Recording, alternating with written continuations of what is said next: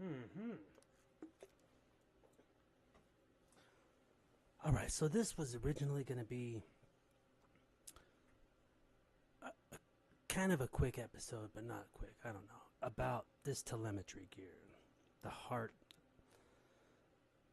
the arousal, the cognition. It was going to get a little framework built showing you what we're actually doing measuring these things.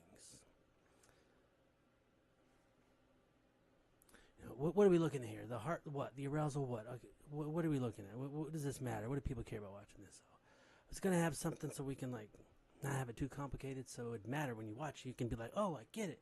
What's that? Oh, I see it. Yeah, but we had a diversion here. I'm in a state of compression right now. Compression. Um, so the plan changed. I'm still gonna do that other part because it's important that everybody gets anchored to it, gets locked to what this biofeedback gear means and all this. So we'll get to that either later today or tomorrow. I'll get that one up, I promise. Okay, forget the promise, but I promise I'll make the efforts I can with this energy management I got. So here, let's get to that. Because compression state, I mean compression of energy. So I was like, yeah, let's go, time to go. And all of a sudden, I'm ready. And then all of a sudden, just like, all the energy just goes like, hey, you only have this much little space to operate in this energy in your reserve. So I'm like a tired, fatigued body, mental. I'm like, what happened here? And I'm like, okay, I won't even get on and do this. I'll just do it later. But I'm like, no, this is perfect. This is what you should be showing. This is exactly what the content is about. But then I'm like, yeah, no, but nobody wants to see this. I'm like, yes, but you are going to do this because you know how to do this. You know how to ride those states, whether I can transition out or not. I'm going to stay and do what I can with this, and we'll get back to that other important part. But I'm not going to attempt to exit this state right now. But I'm not going to run away from it, distract myself, or do anything. I'm going to stay in the awareness of it. I'm going to observe it, even though I don't like it. And it kind of makes me a little mad, a little angry right now because it's like that. You're limited. When you're limited in your freedom and what you can do and think, it's like you're chained. You're in a box, you know. And so at first, when it came on, I'm like, oh, I'm hungry. You know, I'm feeling hungry because when you're hungry, it's like the space starts to narrow of your thinking. Other things just like fade away, and that becomes important. And then the longer you go without eating, that space gets even more narrow, and that's the only thing you're focused on. This sounds familiar, like survival. Yeah, that's what it is. It's no secret, but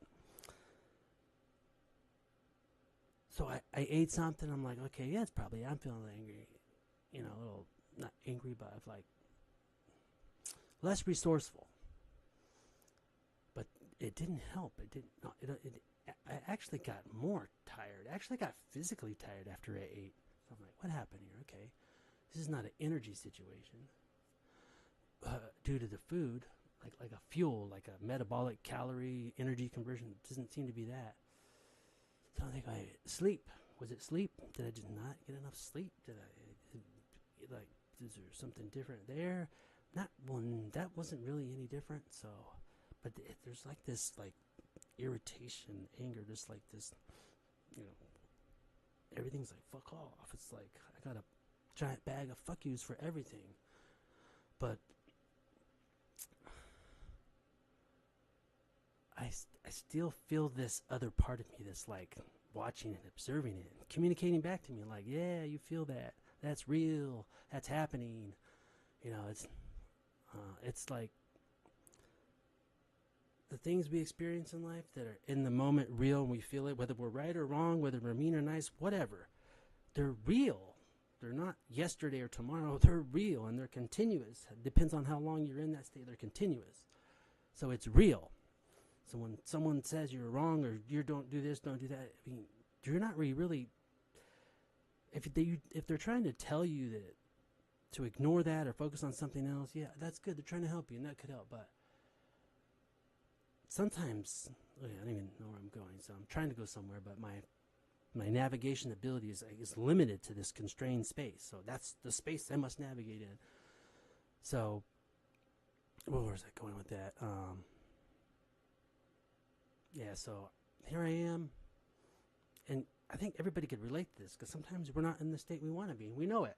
And it's not like, oh, here's the button to go there, or here's the button to go here. Well, there is. I mean, if you want to like do something you shouldn't, or that's whatever. But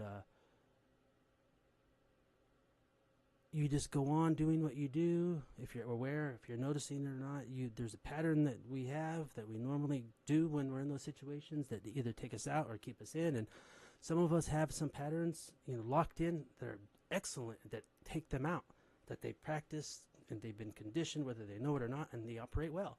And some of us don't. And even those who operate well can get in those states and get locked in, and it could take them longer to get out because there's something different about it. There's something more important about it, maybe. But being able to experience it and be the witness, be the observer of the experience, not just the prisoner of the experience, going through the anger and the emotion. It's like that state has this energy that forces you to be its slave. It doesn't have to be that way. And what happens is when we can do that, when we can not turn it off, because we can't. But if we can, that's good. But if you want to explore that state intentionally, you want to be brave, and if you can, like, yeah, I'm gonna like see where I can go with it, but I'm gonna see if I can steer it. But what I'm getting at here is just the act of, what is this?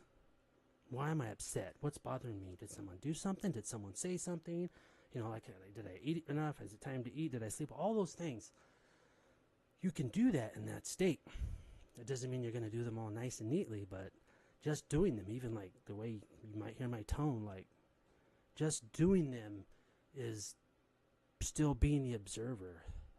So what I'm getting at here is the fact of doing it while you're in that state creates a separation of just experience and going through the motions and watching it and having this awareness, like this outer lens, and watching at the same time. Just the act of doing that creates a separation instead of being one with it. So I'm already feeling it. I'm starting to feel some relief because I'm putting some distance between it. And see, and then sometimes words and thinking, oh, let me do this, let me do that. Wait, hold on, is the mic on? I don't know. Yeah, it is. So, and it's not as easy as it sounds, because someone might say, well, just don't think about stuff. Just change your mind. Just think about other things. Just distract yourself. You hear people simplify it that way, and they're trying to help, and they're trying to make it simple. And sometimes that actually works. Sometimes it's like, yeah, you're right. But sometimes that doesn't work. And even though they're trying to be helpful and useful, and they care about you and they love you, they're standing somewhere with a view that has confidence and clarity, because it's not cluttered with noise. They have a strong signal about what to do and what not to do. But when you're in that state, it's very noisy. And if you've never associated it with noise, it's a good idea to start doing that. Noise as in the radio station's not coming in clearly, but you can hear it, but there's a lot of noise, so it's work to like get through that noise to get to the signal. But it's there. And because it's harder to get to that signal, you have to spend more energy and frustration. And how much energy do we have in a day, in an hour? Especially if we're in that constrained space and your energy is limited. But there's times when it's limited because of a true metabolic situation. You just didn't get enough sleep. You just don't have the energy. It's not like you have it, it's just being routed wrong. No, you just really don't have enough. And there could be chronic issues and conditions those that deal with insulin resistance have to battle that.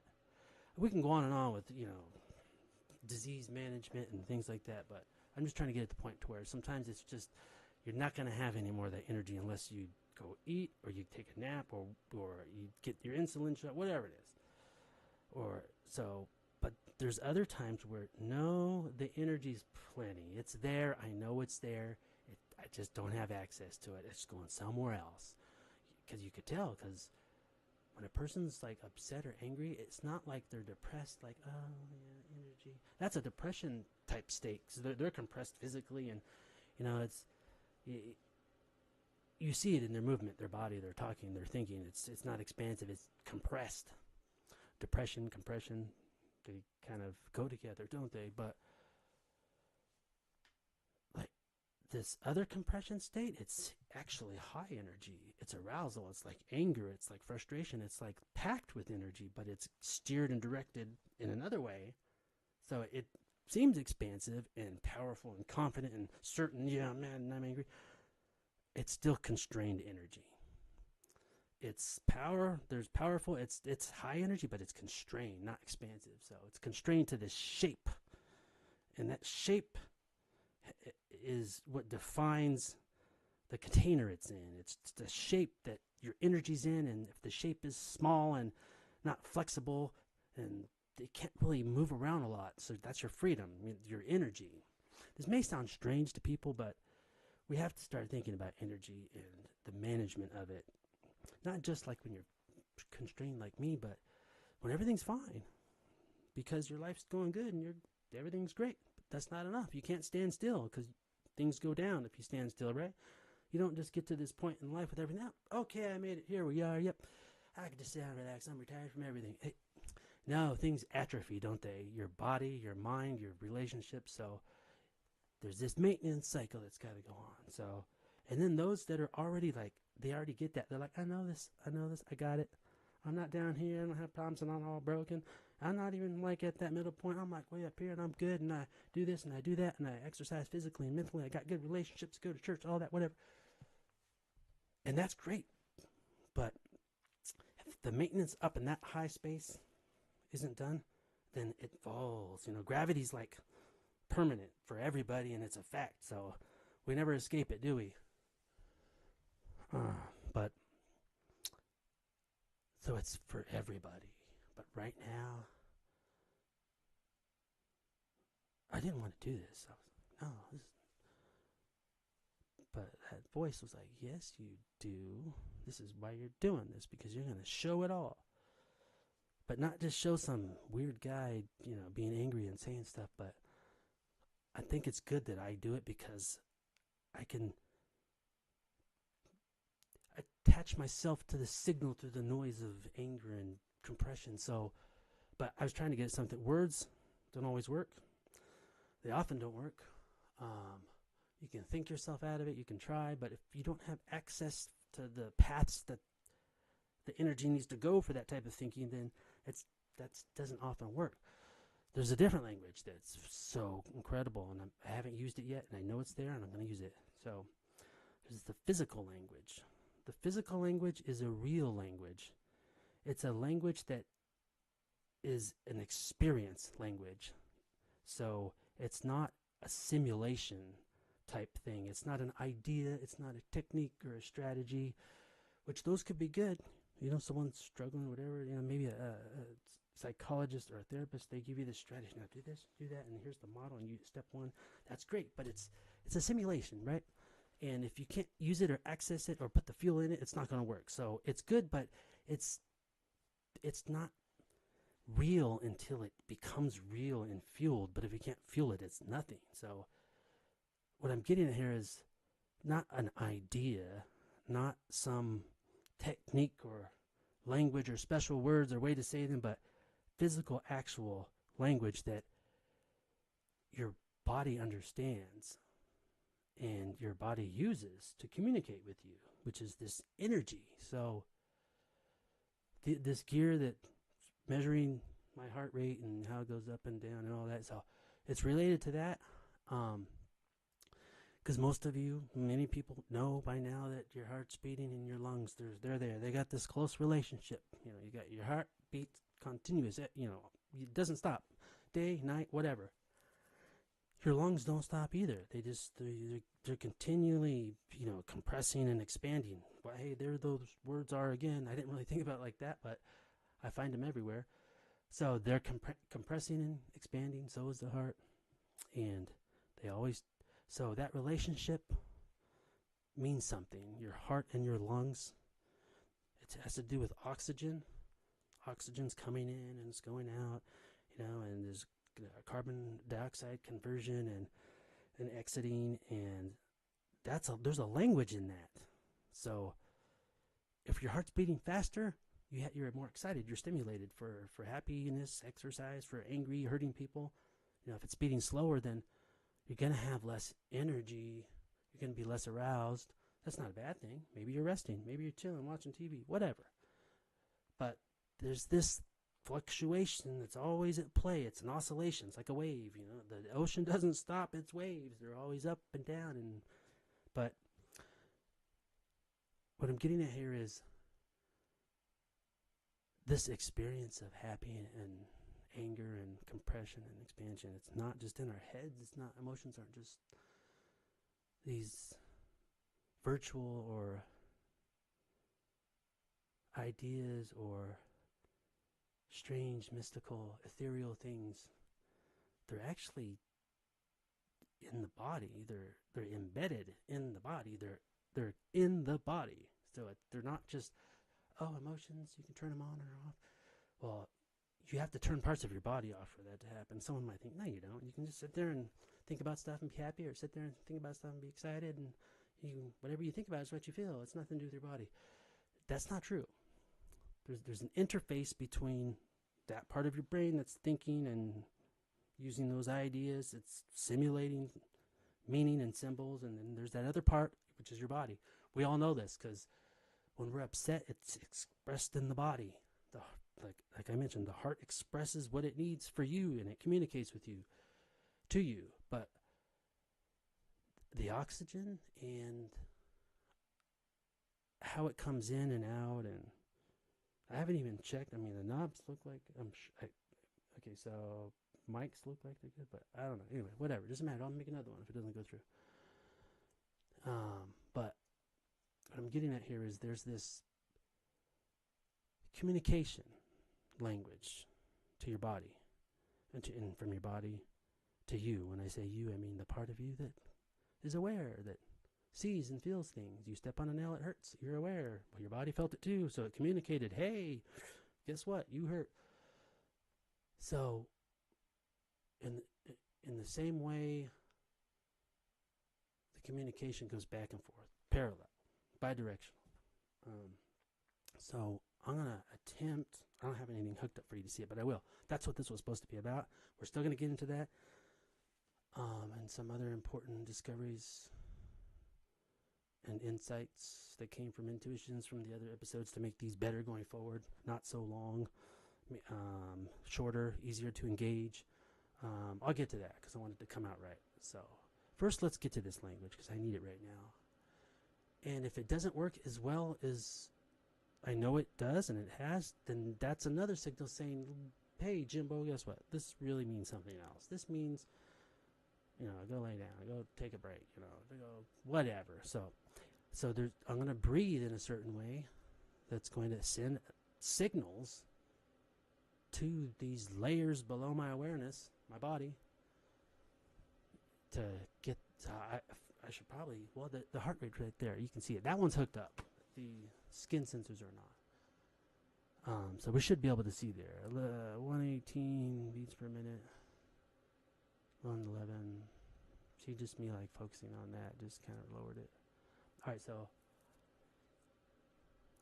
when you're in this compressed space, this narrow thinking where you don't have access to all the good, rich thoughts and ideas and techniques that can make you happy and whatever, because you're in this shaped and locked into this box, to break out of the box to the boundaries of that shape that's holding you in, they will dissolve away with the help of your body. And that happens because there needs to be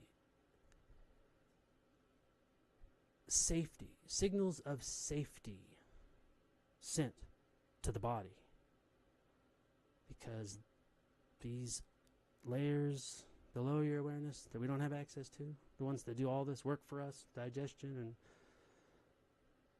and, make your heart beat and your bones grow, it needs signals of its own. This signal and signal through the noise, uninvited navigator, that's why this is called signal through the noise, because there's a lot of noise in this existence, this life. So navigating through noise is what we're doing. But when we get good at it, things change. But if we're already good at it, there's always higher levels of it. There's no stopping it. If you think you've reached the highest level, you have not. There is no higher level. But what really matters is the navigating. So that's why I'm doing this. Anyway, and the noise that I'm calling noise through signal, it's not like the noise is trash, garbage, it's the signal we want. No, the noise is valuable too. We'll get to that. All right, so let's send some signals to that heart and the lungs so it can change how it's operating. And there's this back and forth that goes on with the brain and the heart. When I say brain, I'm talking about a particular part of the brain. Your brain's like this network of activity and different things happening in different ways. It's not necessarily, if you open it up, you see all these little parts and components like an engine in a car. No, it's not like that. It's all this one thing, this one giant mushy sponge that looks like a wadded up piece of gum after you chew it. But it has layers. It's all interconnected with what seems like wiring and all these neurons. But it acts like it behaves differently in certain areas, regions that can be measured. We know this. But it's like this giant festival, a giant party with all these attendants. And they're all in the same place. But each one's doing something different. But they can use each other when they need to. There's this other part, this higher level thinking, which us humans have, that some animals might have. That's this resource that I am going to use and you can use to send signals to this other part of you that's causing and continuing activity that keeps you in a state. Because that's about the energy. So we need to direct the energy, manage the energy, send it where it needs to go. So in the same way that if you're standing in the street and you look and you see a car coming really fast and you know you probably should move, you don't just really stand there and be like, yeah. I mean, if it's far away, yeah, but there's a part of you that gets activated without your permission and you get out of the way. You don't really have a choice.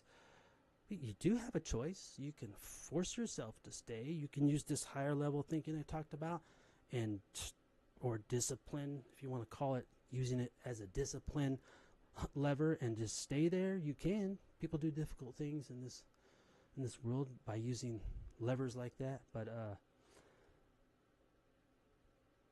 so there's an observation that happens. The body, like the heart starts beating faster. You're standing in the street, some vehicles coming fast. There's an observation that happens by you, not just you, but by the other parts of your awareness. And they all act as little signals. The sound of a car, a signal. Maybe you can feel it because it's loud. You could see it. That's just some of the environmental signals. There's other signals we'll get into some other time, and then there's this processing of all that information, this little calculation that goes on to do what you need to do. Then a compression happens. The heart starts beating faster.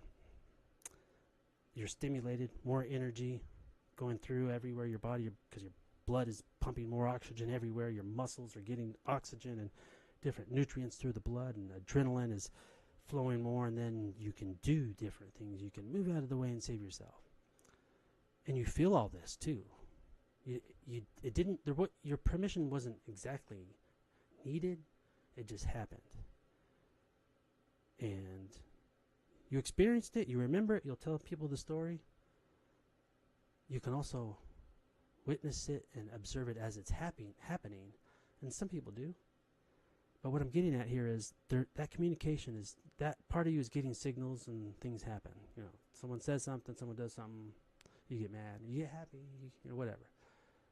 But what I'm getting at here is the same way that those signals are going in, causing something to happen, you can reverse it.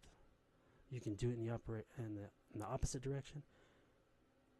So in the same way that you get short of breath,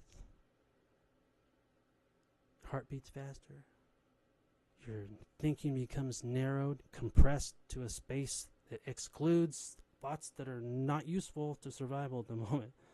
You can't be shuffling a bunch of thoughts. Your body's like, you were now confined to only these thoughts, compressed to this space of operation. Thoughts that only contribute to what's most important, which is your survival. And that's a good thing. We want that. But sometimes there's an overreaction. Sometimes signals somehow get to that part of you that activates those things. When you're okay, there's no problem. Think of panic and anxiety and all these things that people have to go through and like, well, what's going on? What's wrong? I don't know. I don't feel it. Anyway, we're going to reverse the flow here. So, if the breath is short in those situations, let's intentionally force the breath to be longer. That's only one thing, but it's one of the quickest things you can do because it's quick and it's immediate. Might be the fastest communication signal you have to your heart and your body, because it's the thing that we'll die from first, right? If we don't get, we can eat, we can go without eating for a while, sleep for a while, water, without seeing another person, relationships, before you're dead with depression or whatever that looks like. But air, that don't get enough of that. It's a matter of minutes. So, and you experience this if you hold your breath as long as you can, but then you keep holding it. You send those signals below, like, holy shit, something's wrong, we're gonna die, and you have to let go. You have to stop holding your breath, because that part of you controls the muscles and the bones in that way, unless you override it. But let's send some signals. So if someone was safe and relaxed and not upset and angry, how would they be breathing? Well,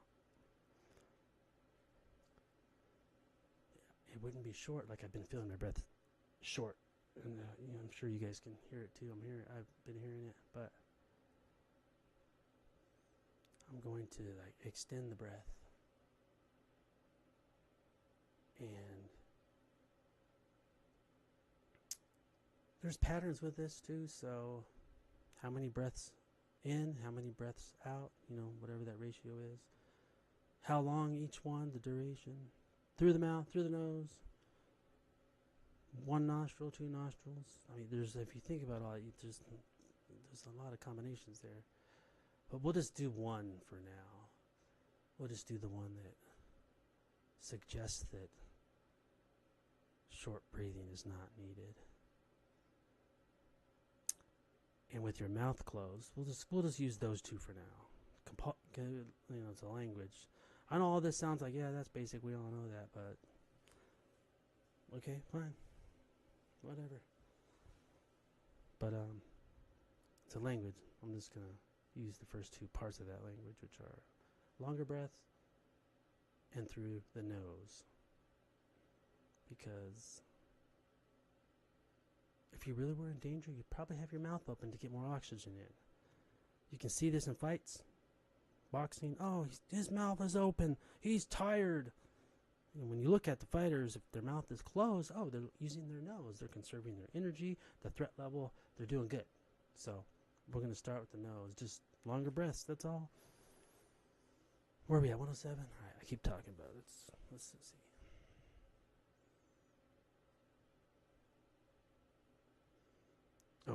I lied. Let's add one. I'm going to close my eyes because the less information you have to take in through visual, the less calculation, the less energy is spent on calculating. You know, your mind does. All right, so let's go.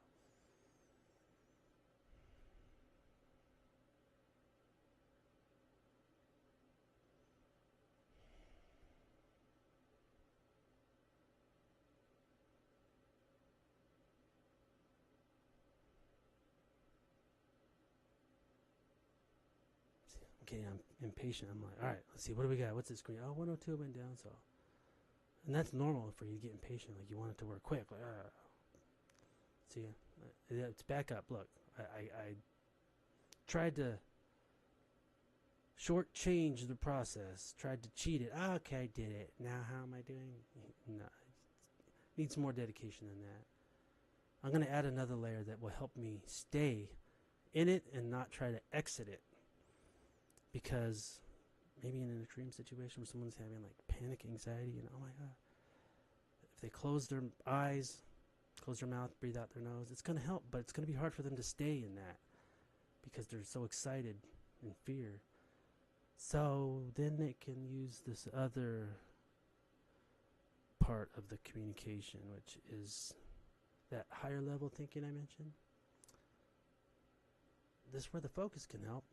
That helps lock in the experience, the physical activity. So just think about something that you know brings you to safety or joy, whatever. Imagine the person you care, love the most. Maybe it's your mother. Maybe it's your significant other. Maybe it's your children. Because I'm sure you'd feel safer around your children, right? I guess it depends on what kind of kids you get. We can pull up some of those fun videos, but you know where I'm going.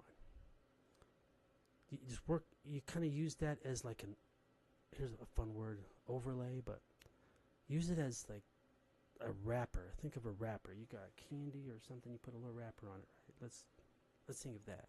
I'm gonna use it as a wrapper on top of this thing to kind of help keep me wrapped in it. So I'm gonna think of some safe stuff. It doesn't have to be safe. It could be fun, enjoyable, distracting things, but safe things work better.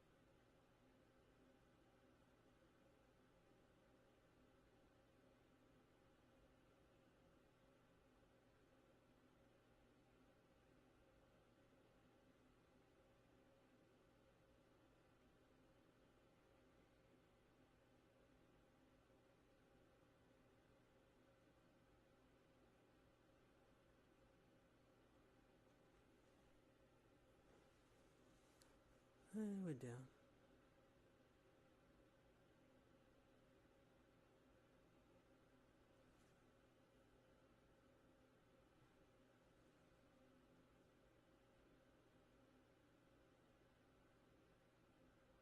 There's all types of variations of this language I'm talking about. If I really wanted it to go down even more, I would layer in more of that language in different ways. But I'm not going to. I'm going to take in the environment. I'm going to take the environment in, whatever it is I'm seeing. Anchoring to it. So I don't have to close my eyes and pretend some other space is where I'm at. I'm going to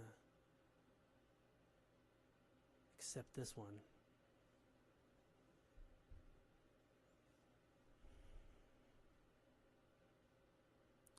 we can call it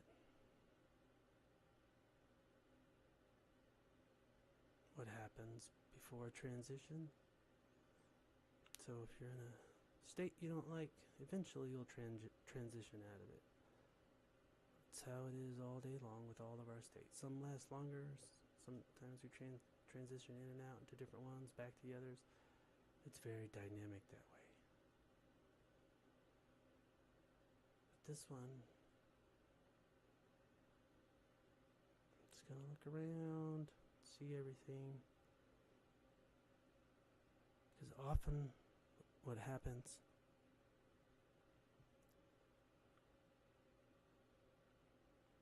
well, not often, it's some degree or intensity of what I'm going to tell you, I think. Or not. Let's see. So,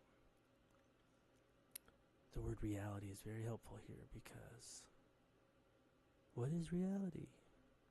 Well, it's what you believe to be what you are and what you're in, right? I believe there's chairs and a table and a TV and a camera and maybe some people watching, maybe not. A little Pac-Man thing here.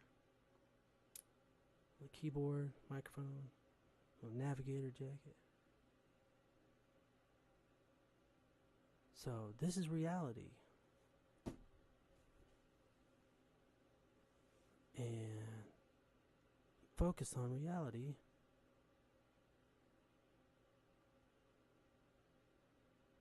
Tell yourself. It's not just, you don't have to tell yourself. You see, these objects are here. Everything's real. This is where I am.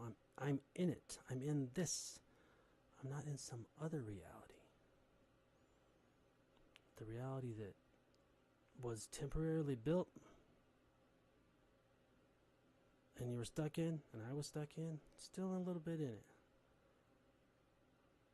It was a reality, not a real one. It was a model. It was a model constructed that I was in, that you're in those different states. And sometimes it's the opposite. So what I mean by that is sometimes you can feel you're in some other reality. I don't mean some incredible delusion or psychotic thing, but that is the same, but I'm not talking about the extremes. But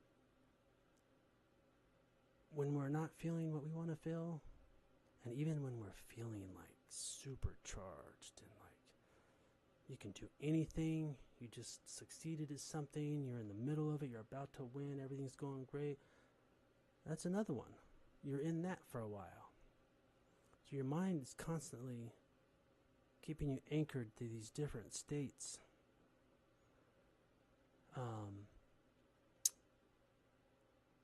And sometimes we're in a state and everything's okay, and there's a sudden change. Somebody does something, says something, or you don't even know what it is. Like this situation with me, I'm like, what happened? This is rare. It doesn't happen very often with me, or kind of at all. And when it does happen, I know exactly why. It's because I didn't get enough sleep, didn't eat well, eat right, whatever. This one's different. Every once in a while, these things come up, and we experience them a lot more than what we realize. You may think, nah, everything's smooth and consistent with me, always good. Well, that could be true, but if you begin a practice of intentionally observing and awareing, I don't think that's a word, but intentionally observing and becoming aware of your states and what's going on, doesn't mean you have to be weird, like you're some kind of, I don't know, but you don't have to be in this deep meditation or do all these weird things. I mean, you can, those help, but in specific targeted ways. But if you just stay in a more open state of awareness, you'll start to experience these things about yourself. You'll be like, whoa, I didn't know that. Oh, that was on automatic for me? That's, you'll, a lot of them you'll be like, oh, that's awesome. I love that about myself. I'm glad that I operate this way in those situations. And you start to value yourself and all the things that created that for you. And then you see other things you don't like, opportunities to do even better, even if you're doing great. You'll notice things, oh, I just noticed. Had to get to the next level. I was already like at the top. I didn't even know there was another level until I stopped to see. guess I'm not number one. I guess I'm not the shit. I was the shit below the shit. Let me get to the next level. And then what will I look at? So, this goes all kinds of directions, but I was getting at reality. So, you're in one reality model. Everything's going good. Something changes. Your reality is... I don't want to go extreme yet. Your reality changes. It starts to crumble a little bit. Come apart. And in extreme cases, extreme pathological cases, where people are delusional, they hallucinate, their model of reality is coming apart at the seams, the actual deeper layers. That sucks. That's got to be incredible hard to deal with. But I'm talking about situations not that severe, like the one I was explaining that I started here with. So you've got this model that you exist in, model of reality that you've built. It's for you, it's for no one else. It's for you, and it makes sense, and you're comfortable with it. You're familiar with it, and you know how it works. And then something changes, and like it shifts your reality. Oh shit, reality check. And then how flexible are you to adjust and notice? Oh, okay, I seen here. Oh, okay, that's all right. I'm okay. New reality built right there in this situation, and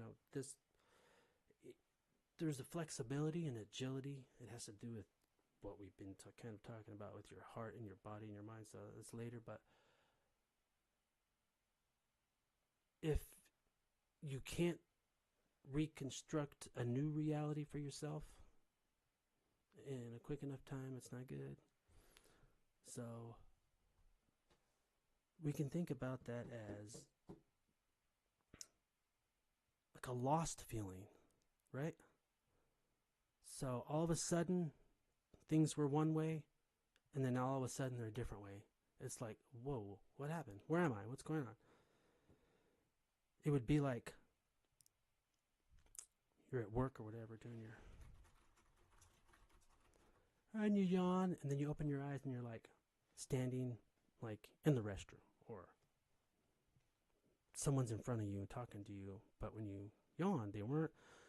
Reality, you feel that shift. Sometimes it feels like really like strange, like, ooh, what happened? But I'm not talking about that exactly. So reality changes for a person, and if they can't like notice quickly, oh, okay, oh, I'm okay, yeah, oh, I see.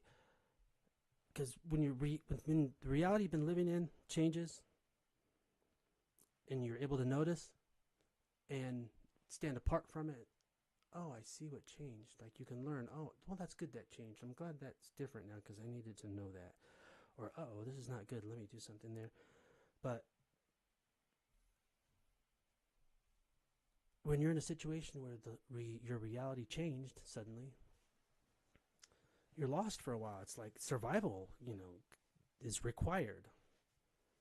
You must think in a more narrowed space. You can't. You're not. Your thinking is no longer expanded with all these creativity. It's narrowed to this hypervigilance. Right. I gotta just pay attention to this.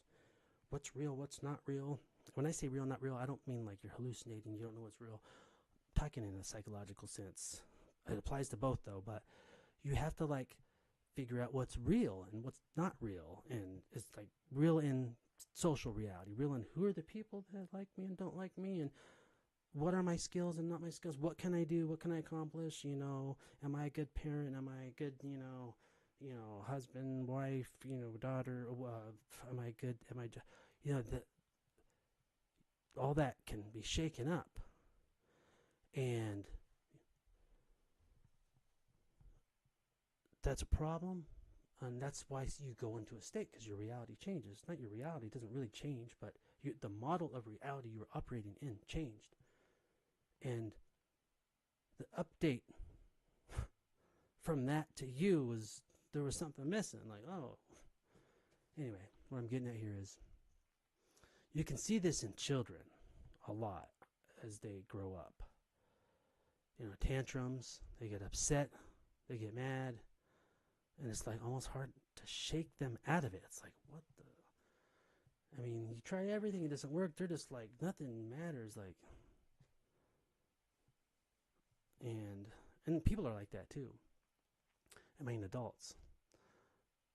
They had this model of reality, and sometimes it's a prediction of what they're going to get, what they're going to have, the ice cream, or I want this, I want that. So they had this quick little simulation in their head, this model built about the future and them being in that future and them getting that. And they're so locked into it. When they don't get that thing or they don't get what they want, the reality just crumbles for them because they're not in that future prediction that they had.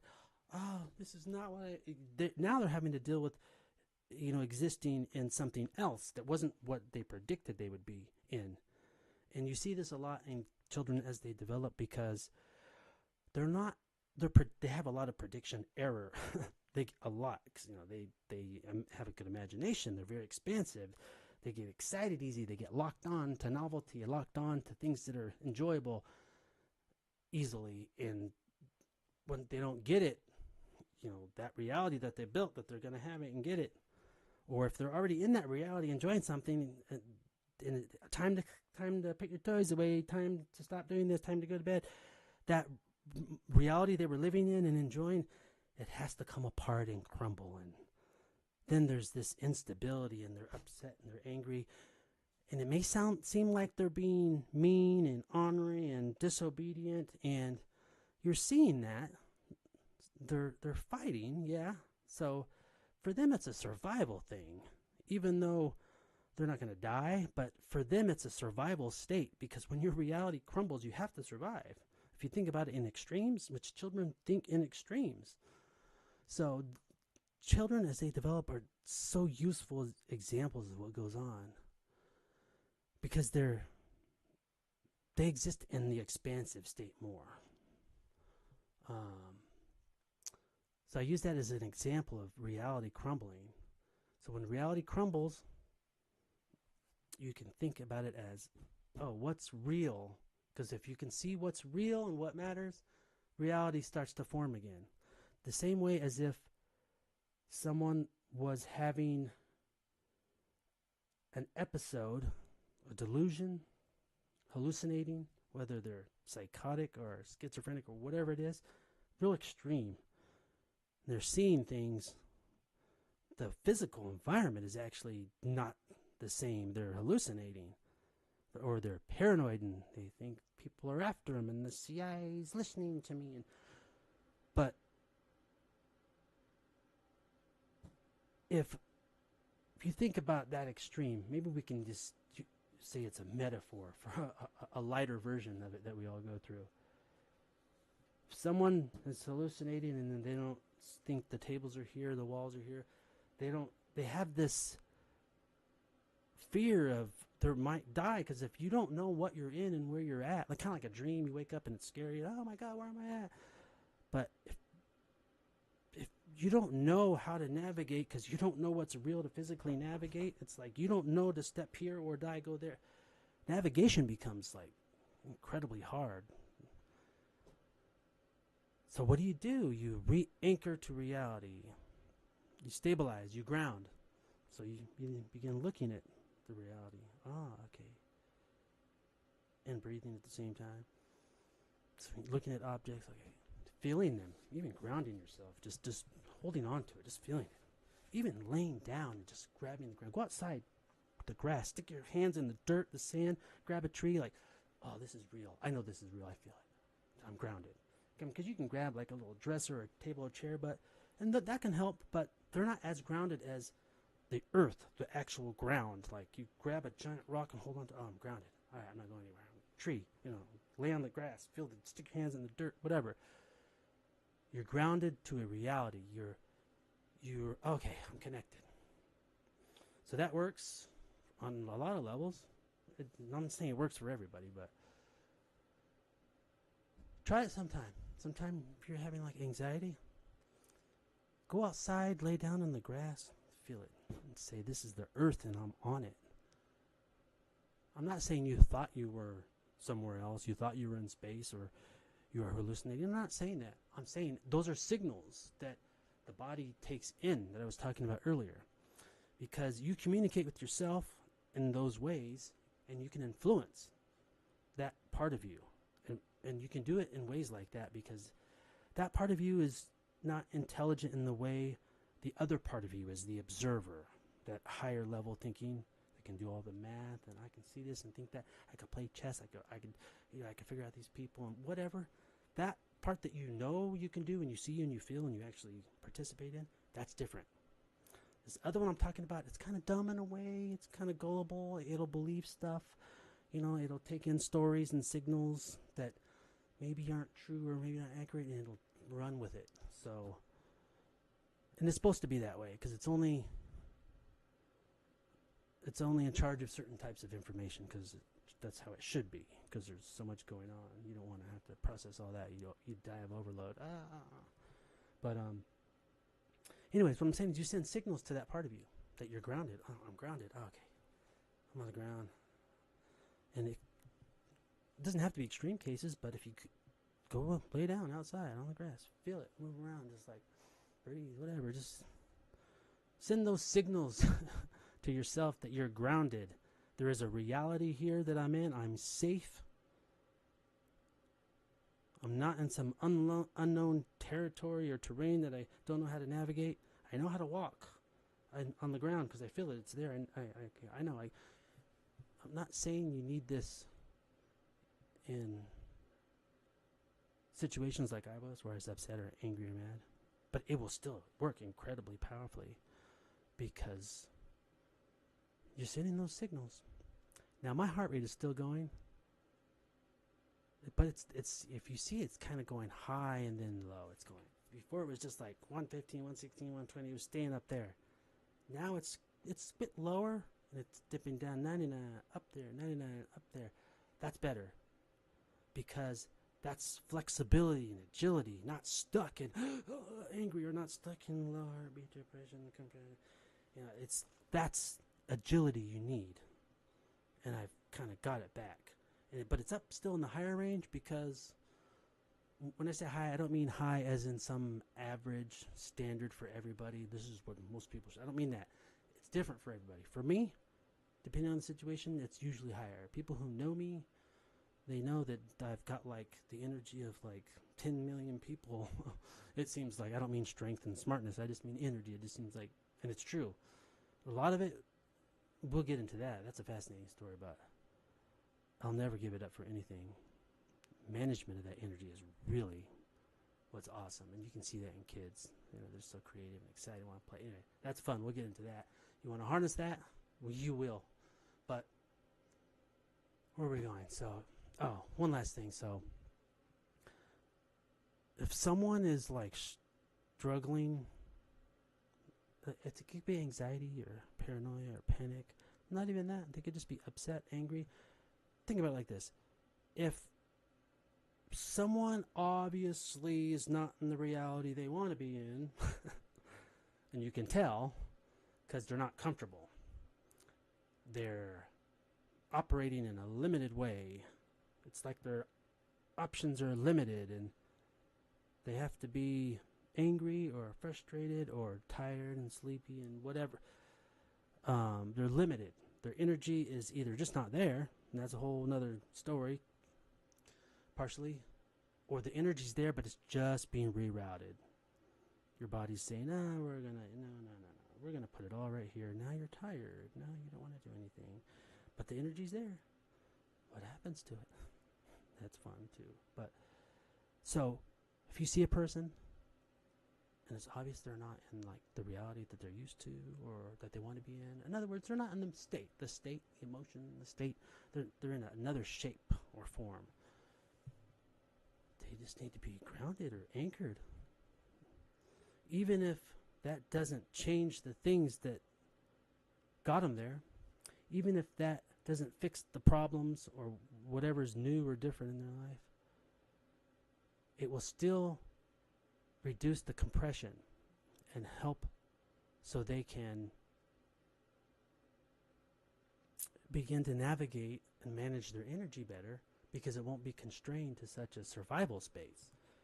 So what you do is you ground them. One grounding way is you hold them.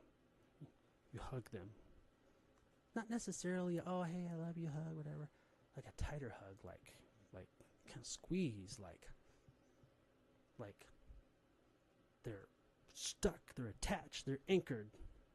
But they're not just anchored to or grounded to the earth or a tree or whatever, like I mentioned. They're grounded, they're anchored to another person, which is even more powerful, because if it's someone they care and trust and already know and love, that's even better, because if you ground yourself when you're struggling, you maybe this big rock or part of your house or whatever, something that's grounded, that's not going anywhere, so you to get stability, so your reality can rebuild. That thing that you're grounding to and redirecting your energy with, it's not really moving so much. So it's not like it has an intention to help you, but a person's different. Person holds you tight, grabs you. No words are needed. Just you feel that grounding, but you're grounded with an intention of a person who's navigating life themselves. And your navigation became lost for a while, or your proficiency of it. But here you are grounded by another navigator that's, oh, okay, yes. And not only are they going to hold you and make sure you're stable, but kind of a little tightly, like you're not moving. Okay, I don't have to be dizzy. I don't have to navigate this environment. I don't know how to walk anymore. I lost my balance, equilibrium. I just learned how to walk. Because if you think about a child, when their reality crumbles because they don't get what they want, or they have to stop doing what they like because the mom or dad said so, you see the tantrum on the floor, where do they go? They fall, right? Why don't they just stay standing and confident? Because the space is narrow. There's a compression. They don't say this, they don't think it, all this is happening. But if the reality is crumbling, how can they exist in it? It's safer to get on the floor, isn't it? So they get on the floor. It's safer there. They don't know this, they don't think this, but that part of them does. There's a part of them that does. It is safer there. And often, there's all kinds of strategies. You've heard, oh, we'll just let them have their tantrum there on the floor, and it usually works pretty good because they're grounded. They know they're not going to fly around in their environment. They didn't think they were anyway, but psychologically, their energy is being managed because it doesn't have to be used to stand, to move around. It's being conserved, and that sends a signal of safety that, oh, okay, we're not losing our energy. We don't have to waste it. We don't have to fight and figure. So that happens. And once you start to see this language, it's really fun to participate in it. So what I was telling you about is when people can ground another person, that's useful. And you can stack more communication with it. You can say things. You can tell them, close your eyes. You can tell them, all right, now breathe long. Breathe with me.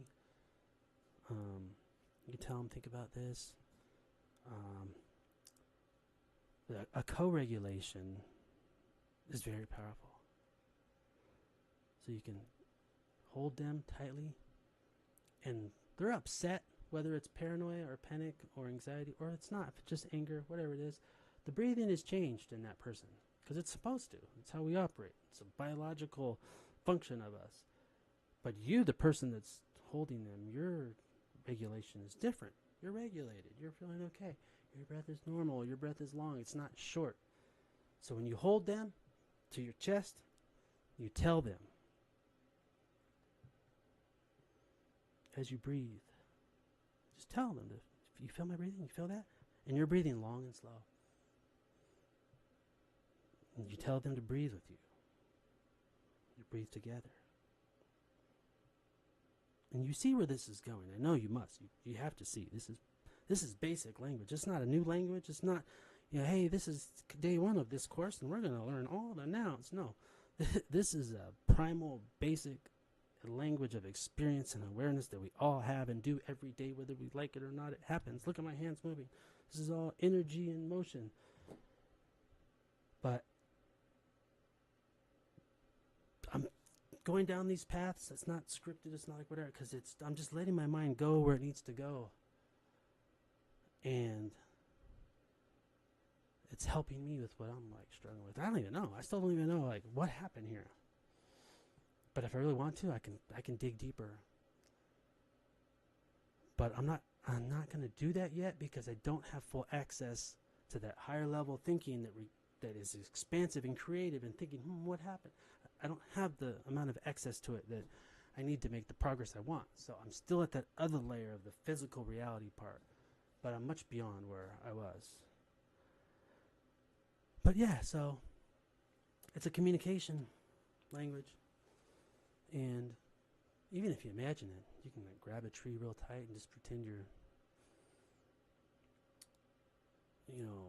holding somebody you care about, and they're okay, they're fine, they're regulated. And imagine they're breathing. So you can do that. I can go on and on with this stuff. It's so fun because it's amazing once you figure out what you are and how you are and how it works. I'm not saying I know everything, but experience doesn't lie. It shows you what you feel. It makes you feel what you feel, but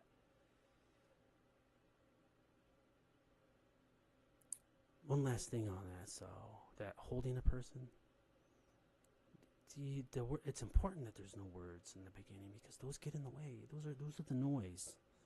Those are the extra language on top of the other body language. We don't need that. We don't need two people talking to us at the same time with different languages. We don't want to hear that. We need the one language that's the most effective and direct, and it's that one I mentioned.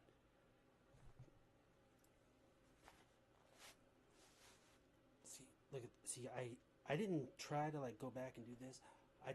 It happened, and then I'm noticing myself. I'm like saying, who said you could do that? I'm kind of like watching, like, and as I watch, I get the information on why that's happening. There's a communication that comes. Anybody can do this. You just have to. We'll get into what you have to or whatever. But listen, I feel expansive. Like I feel like I want to like open the lungs. Like something says you want more oxygen. You want to breathe now. And I notice that my body's doing that. So I'm noticing this other me, this other part of me that's doing these things. And I'm respecting it. I'm listening to it. Just like when you care about someone, you listen to them. You understand them. Oh, I understand that person now. I understand them well. And you have this good relationship because you both listen so well, to try to really understand. It's that relationship with yourself. So once you do that, you start to notice things. And the more you notice, the more you notice. It just stacks. It's like this snowball effect that keeps building and building. But eventually you get a point where you can control the snowball. Oh, let's roll this way and collect this information. Let's roll that way. Let's roll here.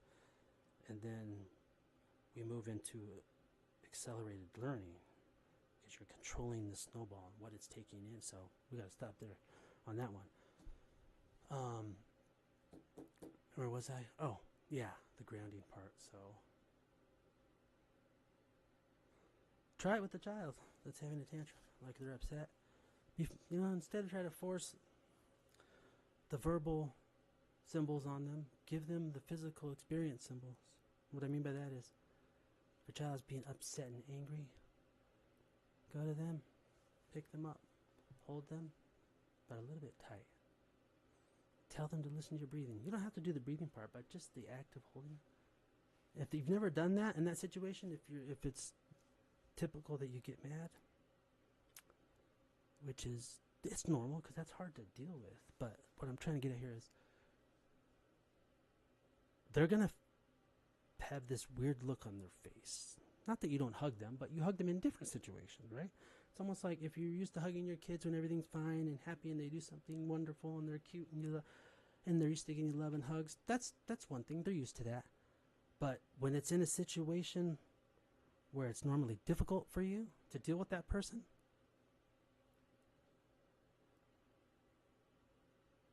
or that child, don't get me wrong, it's I struggle. So I'm around children, and even though I can see this and I attempt it, there's times where like I could feel myself getting annoyed. Like, I know what to do, or I can do this, but it's like I feel like I get narrowed, and then I can't access what I know. So you guys know what I mean.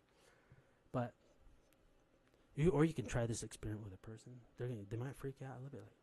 Like you're gonna notice this like weird, like they're like, what's going on? This person, I'm upset, angry. Maybe I was being mean to them, and they grabbed me and they held me, but no, they squeezed me kind of tight.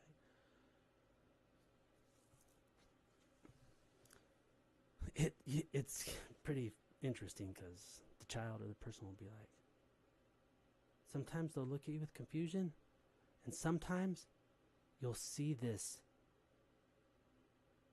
look of serenity and tranquility, almost like a drunkenness in their eye, just like almost like they were just rescued. And like, I don't know, if you just think about maybe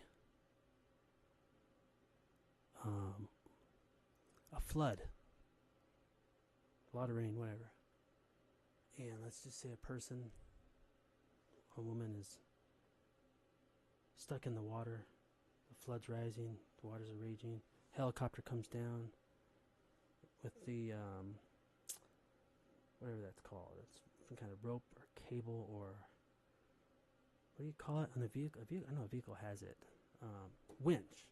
I don't know if it's called that, but helicopter chopper has his winch that comes down. Maybe it's not even that, who knows, but and there's a person hanging on it, whether it's some kind of paramedic, first responder, firefighter, whatever those team special people are, and they grab that person. If you look at the face of the person, it's not like a shock, like it's often like a release, like they're in this compressed survive I might die state. All that energy is bundled up, and all of a sudden they're grabbed by another person tightly pulled up. That little shape their energy was in, some of them pass out from relief. Like they thought they were going to die, and all of a sudden, anyway, I went on maybe way too far. I thought I was just going to get on and say, hey, you guys, I'm a little upset, angry right now. Watch this. Look at my heart. As I was going to say it, and then I was going to leave, but it lasted a little longer. But no, I'm still going to get back on later tomorrow and follow what is going to follow and more about this telemetry gear, the biofeedback. Because everybody needs to know, like, if I'm hooked up to this and now, okay, what's that mean? What should we be looking for? Why does that matter? Because I don't want people's brain to work too hard, like you're at school. I'm like, what am I studying? Am I in the hospital? What's happening? It can't be that way. Some people might be okay with that. How they like it. Oh, wow, yeah, what's all this? But some people, they don't want to deal with that. And they shouldn't have to. And I want to respect that about everybody. So a lot of this is having to do with making it so it's digestible by the widest audience can benefit from it. And I can learn too, because I'm not even a fraction of the way of the things I want to learn and the paths I want to go navigate. But so yeah, the official, I'm going to do things in layers. I think I got 5 or 6. There's about 5, 4, or 6 live stream episodes in each one. There's going to be about 6 of them. So there's a lot coming. I'm going to post those up. And you'll see them in YouTube in the future dates. They're estimated dates, so you'll see, oh, wow, that. So, but it'll still be the same. Just nothing really planned. Just kind of an idea of what I'm going to be going through. And there could be divergence or fun little rabbit holes, but I'll try to keep it within, I want to say compressed space. But often compression is at different levels. That's important, but there's expansive states within compressive states, and we'll get into that. But structure is important. I mean, because you have energy and time to manage. I mean, you're gonna watch some dude doing well, huh? Nah, next swipe. Well, that's a funny TikTok. I like that. I get it. That's the way life is. That's how we are. That's energy management that we're doing. If we value something, we lock our attention on to it. We invest our energy in it, And I need to respect that about people. If I want this to like grow and people to enjoy it and me to be able to learn and do what I'm doing, and I have to respect the energy of the people, and it's really the people. So I have to kind of cater to them in some way, but it's still going to be the way I want to do it. But don't worry, it'll be digestible for most. So today or tomorrow, I'll come back for a little while, and we're going to talk about this telemetry gear and biofeedback. So it's not just that, oh, it's a biology session. No, no, no. It's that. My mouth is getting dry now because I've been talking without. So there's a huge integration of your heart, your emotions, and your energy, and your arousal, and all this stuff with your brain. The operation of your brain, this fascinating thing that seems to be like a computer in a way, right? Is it not? We'll get into that. And this incredibly complex thing we have up here. And there's so many answers that we don't have that are still be sought at. We're the best of the best have been looking and researching. We've made a lot of progress, but this telemetry gear, the heart and what it's doing and how it does it, and the excitement and the bioelectricity, the neurochemicals, neurotransmitters, all the hormonal transmitter, all that. They're all doing this game, not game, but I guess we could say game. Game's fun. Why did I say game? I probably feel like playing games, but they're kind of doing a dance, doing this thing together, like an entourage dance. But before I get too weird, the brain is involved in this. Your brain is part of this. Everything I'm talking about. And so is AI. There's a lot of things about AI that we need to understand and know. And there's a lot that is good and bad, and what's actually coming quite quickly that we need to know. And we need to know how to adjust and adapt. So there's a lot involved here with what I'm doing with my biology on the screen. It's has to do with a lot. So I think we're done for now. I think I've kind of like made some progress. So hopefully, I don't know. So wasn't the official thing. It was going to be, but I'm like, all right, let's get in there and just do this anyway. This is useful. This has to do with what we're talking about. Anyway, so that's that. And